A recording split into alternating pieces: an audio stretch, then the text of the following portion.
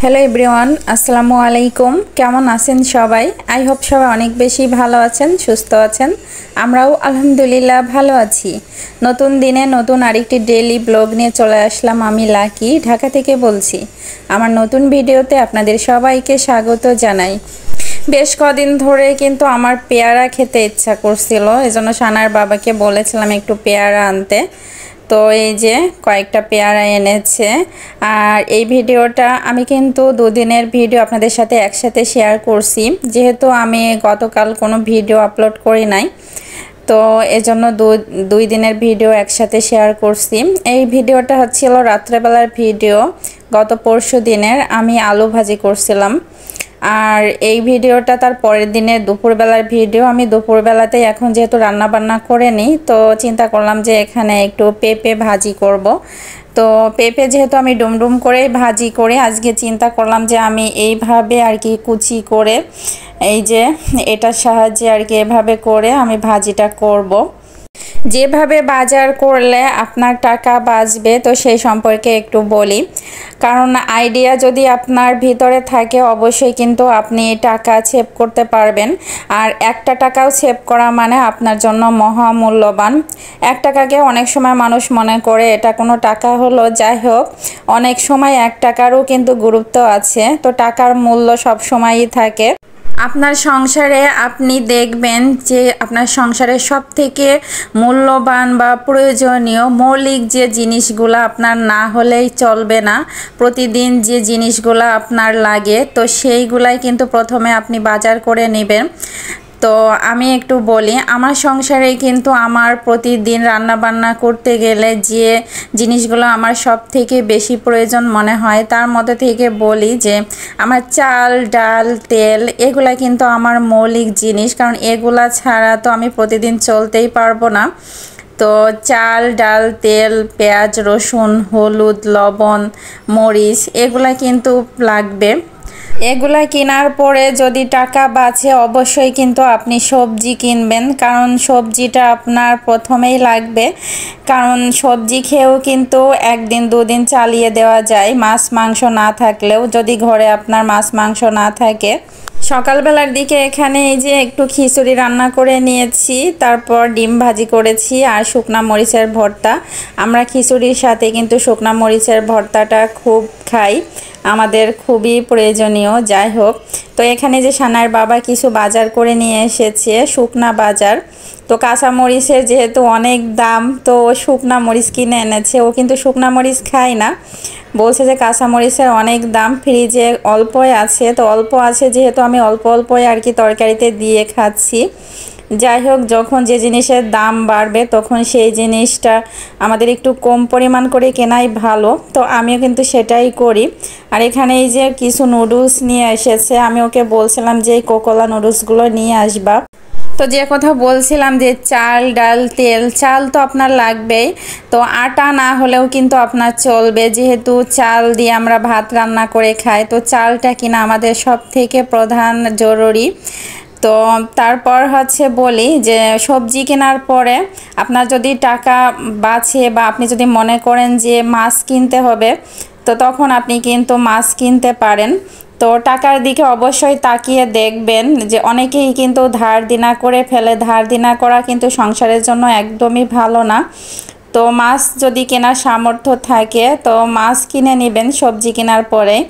এরপর মাছ কেনার পরে যদি মনে হয় যে না মাংসও কেনা যাবে, তাহলে আপনি আপনার টাকার দিকে তাকিয়ে যদি মনে করেন যে না একটু মাংসও কেনা যাবে, আপনি মাংসও কিনতে পারেন।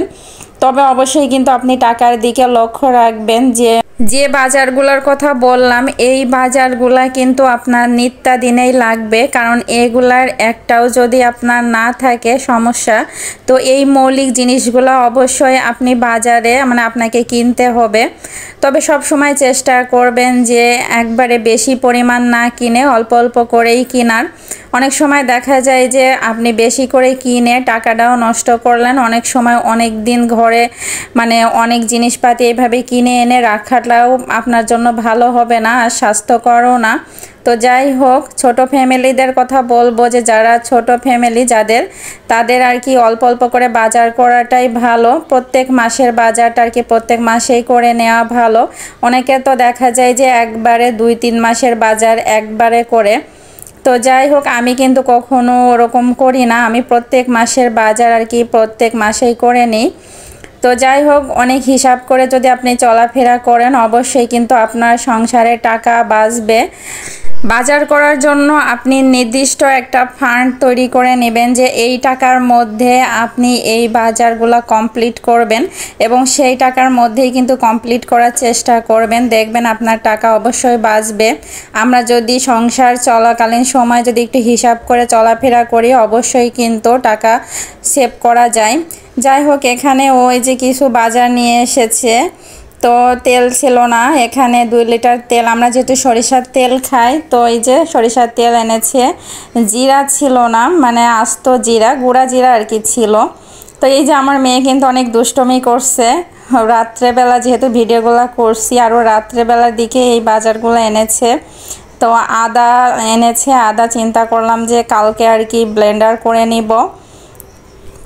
মনে রাখবেন, সংসার খরচ থেকে যদি আপনি 10 টাকাও বাঁচাতে পারেন সেটাও কিন্তু আপনার মহামূল্যবান, বিপদের দিনে কাজে লাগবে। আপনার কাছে যদি টাকা না থাকে, যখন আপনি বিপদে পড়বেন তখন বুঝবেন যে টাকার মূল্য কতটুকু। যাই হোক, টাকার মূল্য আপনাকে সবসময় কিন্তু বুঝে চলা উচিত।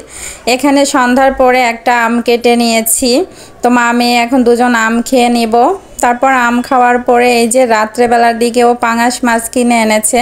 পাঙাশ মাছটা কিন্তু আমার ঘরে খুবই খাওয়া হয়, আমার মেয়েটা অনেক বেশি পছন্দ করে, যেহেতু মাছের গায়ে কোনো কাঁটা থাকে না এজন্য। আর আমিও ছোটোবেলা থেকেই পাঙাশ মাছটা খুবই পছন্দ করি। এখানে একটা সবজি রান্না করে নিচ্ছি, মিষ্টি কুমড়া দিয়ে ধুন্দুল দিয়ে আর কি এটা চচ্চড়ি করে নিচ্ছি। আর পাঙাশ মাছ ভুনা করে নিব। মাছগুলা সুন্দর করে ধুয়ে আমি কিছু ফ্রিজে রেখে দিয়েছি, আর কিছু এই যে এখন ভুনা করে নিচ্ছি। রাত্রেবেলার দিকে ভিডিওগুলো করছিলাম। তো ভিডিওর এ পর্যায়ে সবার কাছ থেকে একটা লাইক চেয়ে নিচ্ছি, প্লিজ একটা লাইক দিয়ে আমার ভিডিও কন্টিনিউ করবেন। আর আপনি যদি নতুন হয়ে থাকেন অবশ্যই আমার চ্যানেলটি সাবস্ক্রাইব করে দিবেন। আর অলরেডি যারা সাবস্ক্রাইব করেছেন তাদেরকে অসংখ্য অসংখ্য ধন্যবাদ জানাই। অনেকের দেখা যায় যে বাজার করতে গিয়ে মৌলিক যে জিনিসগুলো আছে ওগুলা তো কেনেই, সেই সাথে আবার হাবড়ি জাবড়ি মানে যেগুলা আপনার মানে লাগে না সব সময় সেগুলাও কিনে আনেন। যাই হোক, বিলাসিতা।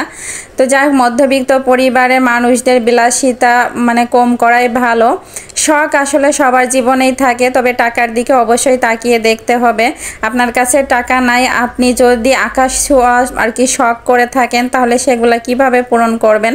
আপনি কিন্তু দিন শেষে কষ্ট পাবেন। যাই হোক, টাকার মূল্য বুঝে, টাকা বুঝে তারপর আপনি আপনার শখগুলো পূরণ করার চেষ্টা করবেন। তো এইখানে এই যে আদা কুচি করে নিয়েছি, ব্লেন্ডার করে নিব। এই ভিডিওগুলো তার পরের দিনের ভিডিও, অর্থাৎ আজকের ভিডিও। আর পেঁয়াজ রসুন আলাদা করে কেটে নিয়েছি, ওটা আলাদা ব্লেন্ডার করব। যেহেতু মাছ মাংস যখন রান্না করি তখন কিন্তু একটু তরকারিটা গাঢ় হওয়ার জন্য পেঁয়াজ রসুন বাটা যদি দেওয়া যায় তরকারিটা কিন্তু খেতে ভালো লাগে। এজন্য আজকে চিন্তা করলাম যে একটু পেঁয়াজ রসুন ব্লেন্ডার করে রেখে দিই। মেয়েদের সংসারে কিন্তু নানান কাজ থাকে, এত কাজ করার পরেও কিন্তু অনেক হাজব্যান্ডরা বলে থাকে যে সারাদিন বাসায় কি কাজ করো। যাই হোক, এগুলা তাদের কমন ডায়লগ। তো মেয়েরা আসলে অনেক পরিশ্রম কিন্তু সংসারে করে থাকে, এটা অনেক পুরুষদেরই আর কি চোখে পড়ে না। যাই হোক, তো এখানে এই যে আমি অবশেষে ব্লেন্ডার করে নিচ্ছি। আর আমার মেয়েটা কিন্তু খুবই দুষ্টমি করছিল, ওর জ্বালাতে আমি মানে মাঝে মধ্যে পাগল হয়ে যাই। যাই হোক, ওকে কিন্তু অনেক বকাঝকা করছিলাম যে এগুলাতে হাত দিও না, ও সেইগুলাই বারবার করে করছিল। ছোটবেলা থেকে একটু বেশি দুষ্টুমি করে, আর আমরা মা মেয়ে যেহেতু সারাদিন বাসায় থাকি, ও দুষ্টুমি আসলে আমার সাথে একটু বেশি পরিমাণ করে থাকে। তো এখানে এই যে আলাদা আলাদা করে আর কি ব্লেন্ডার করে নিচ্ছি, এখন ফ্রিজে উঠিয়ে রাখবো।